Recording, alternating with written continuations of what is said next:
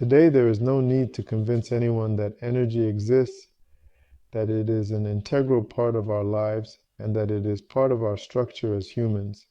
Without it, a person cannot live. For 3,000 years, China has studied this field and has made significant advancements. And now all these schools, form directions, currents, teachings, and philosophies are all united under one large concept called qigong. Qi is energy, and gong is work at a high level. Accordingly, qigong is working with energies at a very high level. Qigong considers the following concept of the human energy system. There is energy that comes to us at the moment when we are just a single fertilized cell, and then this energy is essentially spent on the process of the cell division. And as a result, in 9 months, we transform from a single cell into a big human being. Then, until the age of 25, we grow very actively. And after that, this energy is expended less intensely. To sustain our life, when this energy runs out, life ends. And there is also a second type of energy, which is called postnatal. This is the energy that we need and receive throughout the entirety of our lives after birth, through food, air, and light. And this energy supports the prenatal energy that comes before birth, and somehow together they provide our life with energy. Unfortunately, you don't get much energy from eating because you also have to spend a lot to obtain it. Finding food, earning money for it, preparing it, eating it, digesting it, excreting it, and so on. And what is called yield is very low. Moreover, our food is not always healthy or of good quality. Sometimes it even causes harm. To neutralize it, energy must also be expended. Therefore, in the end, the energy that comes to us, prenatal energy, combined with the energy from food, should seemingly provide us with a fairly long life, around 120 years. Nevertheless, we have a very high expenditure on stress, on counteracting the aggressive environments around us, on illnesses, on injuries, and so on. We have an active expenditure, and instead of living 120 plus years, we live a bit less. It varies for everyone, but practitioners of qigong can provide themselves with an additional source of energy. Actually, there are many sources of energy around us. Practitioners of qigong can develop the ability to receive energy directly from the environment. This will provide an additional influx of energy.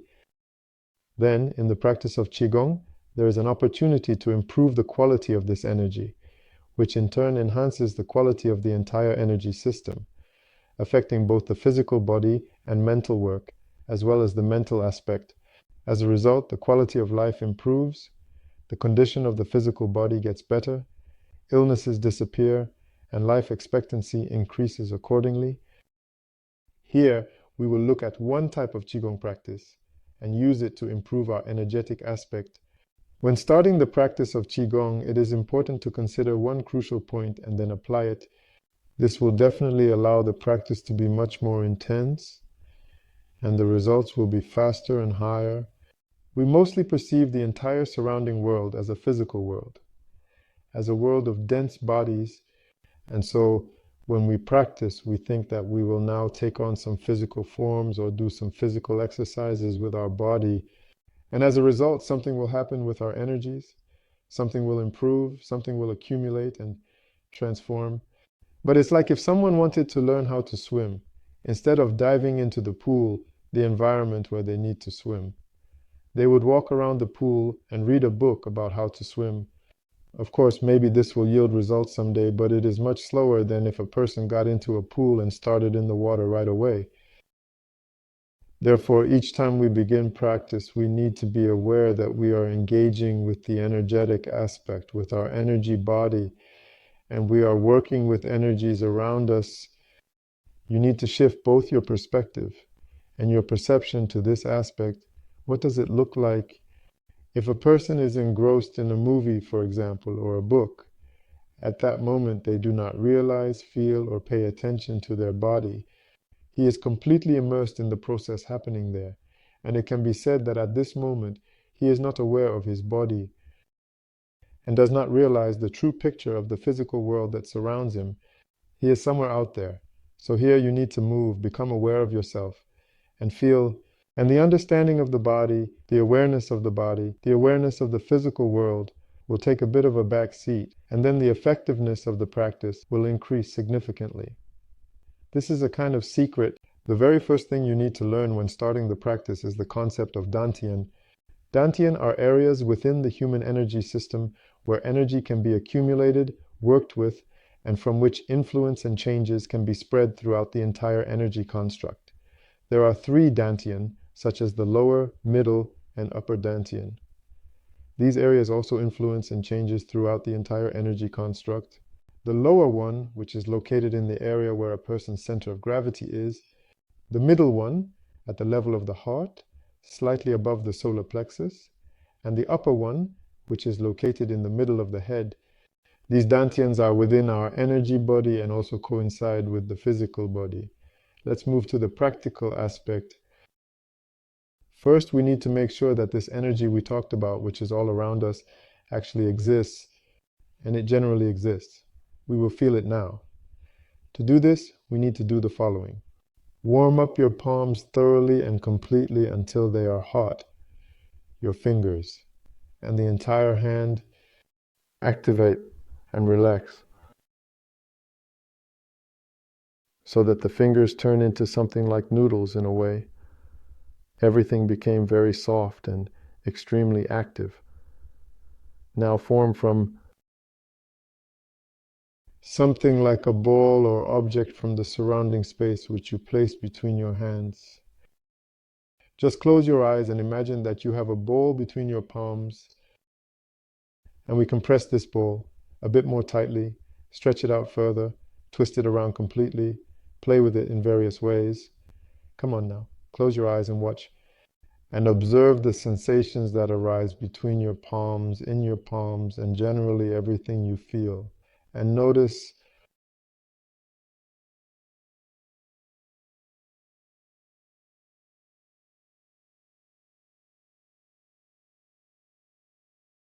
turn it around, twist it carefully and precisely.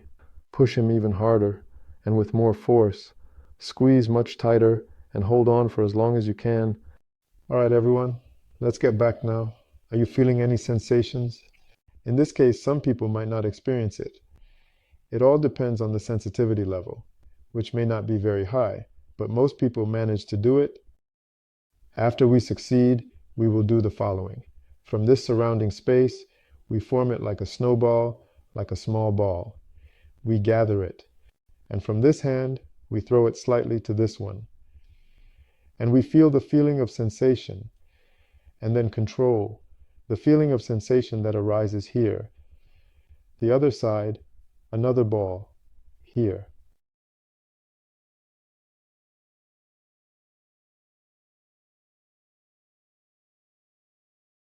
Here, the work is more subtle, and initially, a larger number of people might not feel anything, but it's a matter of practice. Over time, everyone who practices qigong finds it very easy. If doubts arise about whether it might be air that we are pushing, place your head between your hands and throw it. But you need to have a clear intention that you are receiving qi here. Catch it with this hand, throw it, caught it. Now, the other way around. We throw, we catch, we don't throw it in the head. We want it not to get stuck in the head, but to come to this hand.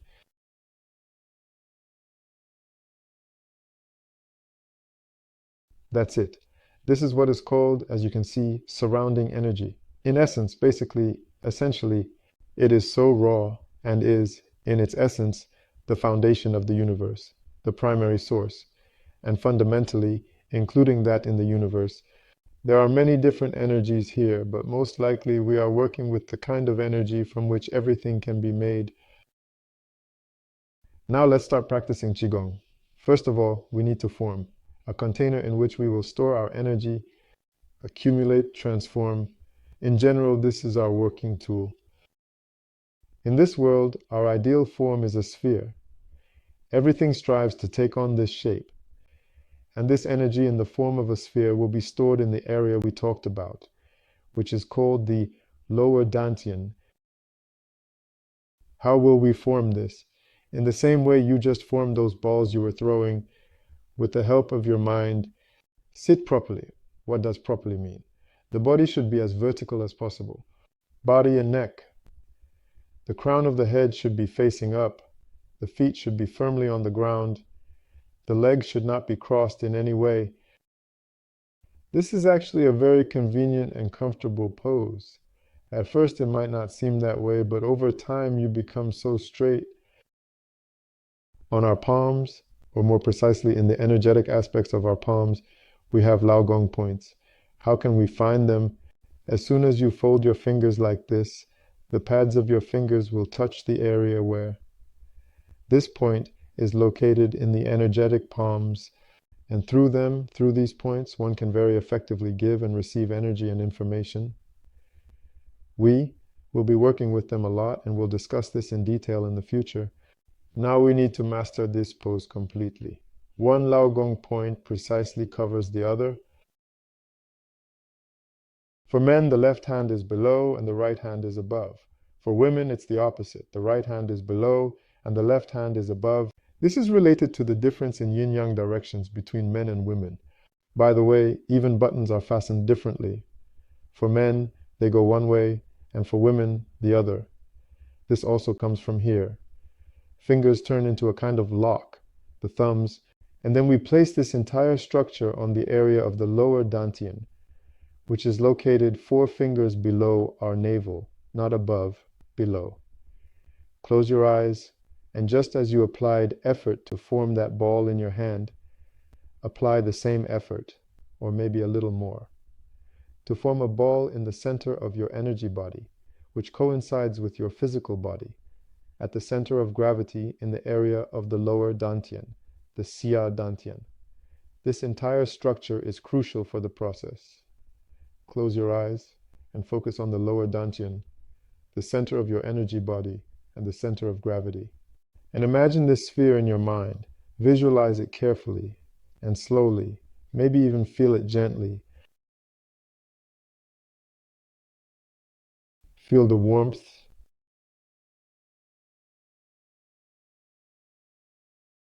It becomes intensely hotter and redder, almost as if a glowing coal is igniting there, and it gradually and steadily grows to the size of a tennis ball. Very carefully and closely observe it and use your mind to shape it there. In that specific place, because your mind controls your energy, stay focused and determined. Just as we practiced Anapana, we do not let the mind wander anywhere, engage in something else. We direct it specifically to this work, to this task. Our mind has already become a sharpened tool. We make the sphere redder, hot,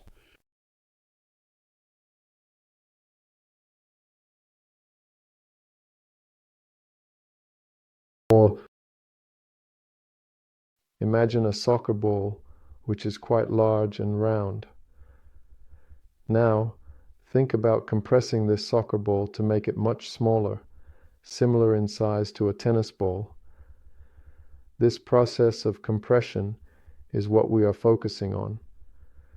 We then examine this smaller, compressed ball using our inner vision, which allows us to see beyond the physical appearance and understand its essence. We send our will, our energy, and our thoughts to how it is forming there. We visualize it and our focus and our intention.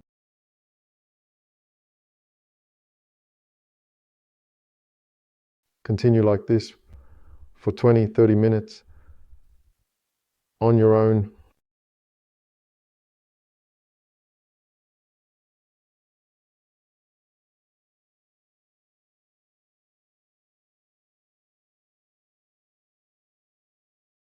In conclusion, we make the ball smaller, turning it into a small, dense spark, like a tiny star compressed to the size of a spark. We make the ball smaller, smaller, smaller. And now we store it there, in the Dantian. Why do we need to make it a bit smaller? In order to retain the energy that we will accumulate. Right now we have only formed this sphere, and when we gather and accumulate, so that this accumulated energy, when we store it there, does not dissipate. This is something in our everyday life. The property of energy is to dissipate. If you charge a battery or an accumulator and leave it somewhere for a long time, the charge will eventually drop, naturally. It's the same here, therefore we need to. Use our mind to create conditions so that it is dense and does not dissipate. Now that we have formed a ball, we will work with it, fill it, transform it, and use it for our practices.